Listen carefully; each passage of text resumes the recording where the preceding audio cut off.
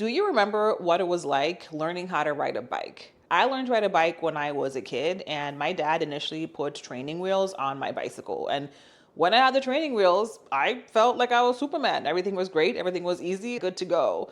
And I was feeling pretty confident. And when he took off those training wheels, in my head, I thought, oh, I can ride a bike, it's gonna be fine. Of course, it was not fine. Or maybe I shouldn't say of course. Maybe for you it was okay. For me, it was not okay. Every single time I would try to move, I would just like fall immediately. The translation between the training wheels and the actual bike was just not it.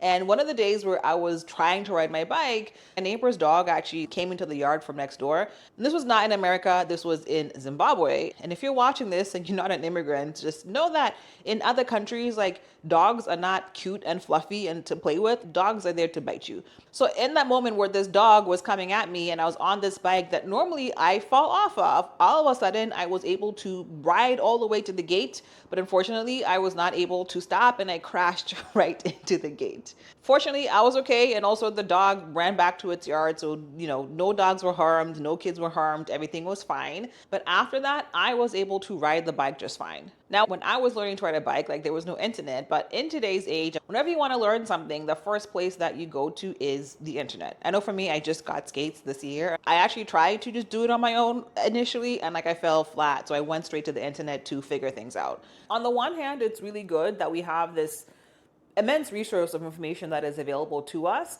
But on the other hand, because there's so much information out there, it's really easy to get distracted and get stuck in the training wheels. We think that the more videos we watch, the more information we get, the more knowledge that we gather, we're getting better. But realistically, it's like me on those training wheels, right? You feel good, you feel like you're being productive, you feel like you are learning and making yourself better. But if you take a step back and look at it, more information isn't helping you to move forward. It's helping you to feel comfortable, just like I was comfortable on my training wheels. The real work actually starts when you get off your training wheels and actually get on the bike and do the actual things, the actual motions that gets you to actually ride a bike. So if you've been on this channel for quite a bit and you've watched a whole bunch of videos on how to use life insurance to move your finances forward, stop watching these videos, get off the training wheel, because you won't be able to really assess whether or not this is a good fit for you until you actually have real life conversations and